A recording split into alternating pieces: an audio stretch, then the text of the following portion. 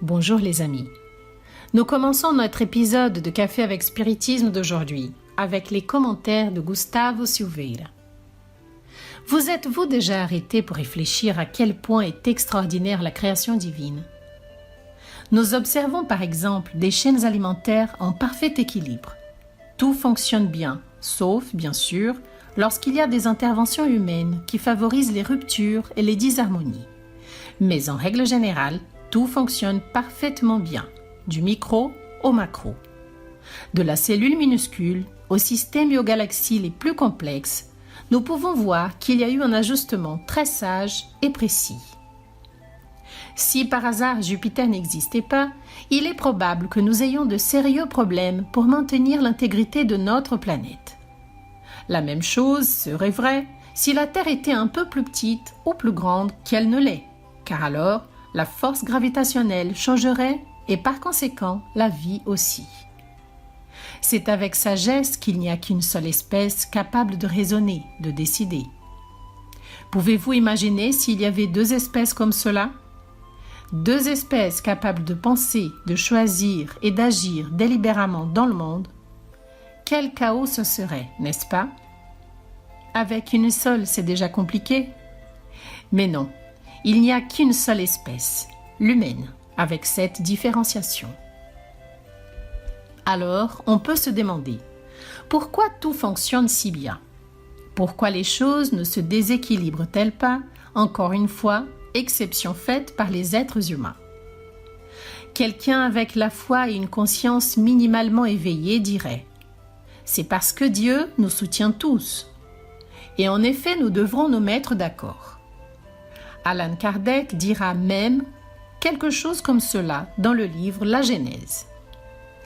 Mais en jetant un regard plus philosophique sur la question, nous nous souviendrons ici d'Aristote, le grand philosophe grec, dont les œuvres et les concepts ont eu un impact profond jusqu'à aujourd'hui, non seulement sur la philosophie, mais sur la science en général, sur l'éthique et d'autres domaines de la connaissance humaine.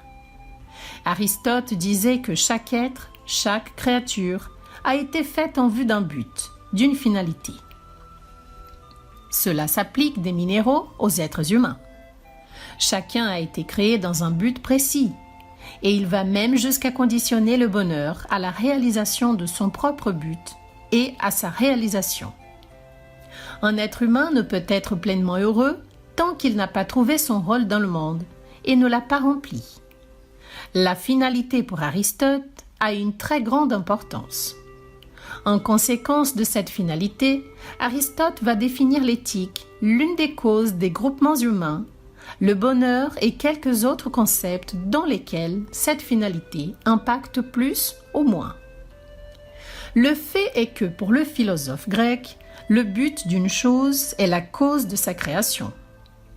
Bien sûr, ici nous aurions peut-être besoin de plus de temps pour discuter du sujet.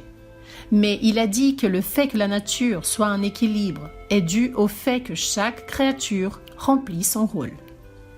Et nous voulons partir de cette idée d'Aristote pour construire une pensée qui puisse être intéressante pour toute notre vie. En fait, chacun a été créé dans un but.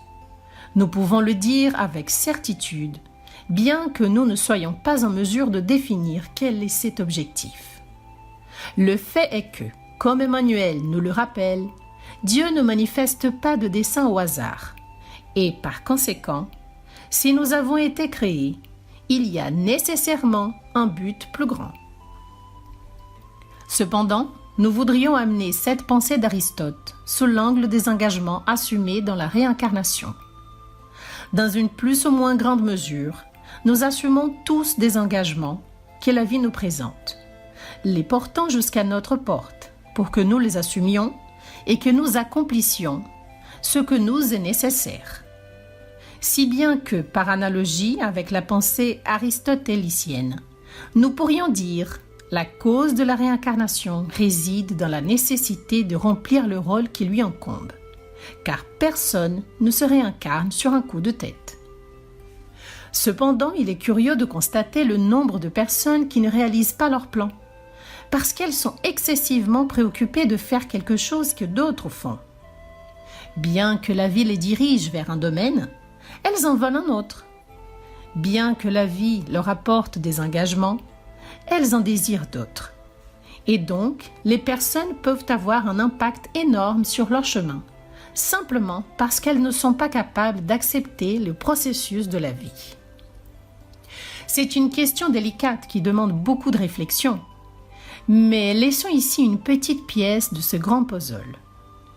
La vie nous présente des tâches qui, assez souvent, exigent de la résignation, des efforts, du travail et de l'amour.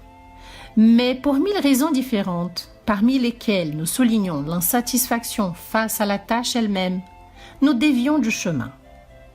Vous voyez, il y a plusieurs raisons qui favorisent cette déviation. L'une d'elles est « Je ne remplis pas ma tâche parce que je voulais vraiment remplir celle de l'autre ». Si tel est le cas, il est peut-être utile de rappeler un petit verset psychographié par Chico Xavier et dicté par Mário Linhares. C'est dans le livre Par terre de fleurs où il dit « Une action dans le bien, pour plus simple qu'elle soit, est toujours élevée et belle. Le soleil, lumière géante, ne remplit pas la fonction de la bougie. » En plus de ce qui disent évidemment les versets, il faut souligner que la nature est en harmonie, car le soleil ne peut pas et ne veut pas remplir la fonction de la bougie. Et la réciproque est vraie. Chacun est à sa place, accomplissant ce dont il est responsable, car il n'y a pas de fonction éminemment plus importante que les autres. Tout dépend du contexte. Le soleil ne fait pas le travail de la bougie, même si elle est très petite, infiniment petite même. Tout comme nous, je peux passer toute ma vie frustrée parce que je ne suis pas compétent dans tel ou tel domaine, sans me rendre compte qu'il existe encore un autre domaine dans lequel je peux être aussi utile que d'autres le sont dans les domaines qui sont de leur responsabilité. Alors que Paul sortait pour répandre l'Évangile, il fallait que Pierre s'occupe de la maison du chemin. Pendant que nous avons eu les différents martyrs, nous avons eu Jean, qui, selon la tradition, s'est désincarné par des moyens naturels, mais qui a aussi rempli un rôle divin. Nous apportons son évangile, l'Apocalypse et tous les témoignages de sa vie fidèle à Jésus. Nous voyons ainsi qu'il y a le soleil, il y a une bougie, il y a une lampe, il y a un lampadaire, il y a un phare.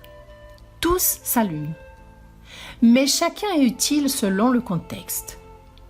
Appliquons-nous efforts à réaliser ce que la vie nous demande tant de faire et avançons vers le bien suprême qui est nécessairement le bien de tous. Je vous salue fraternellement et je vous dis à bientôt lors d'un prochain épisode de notre Café avec Spiritisme.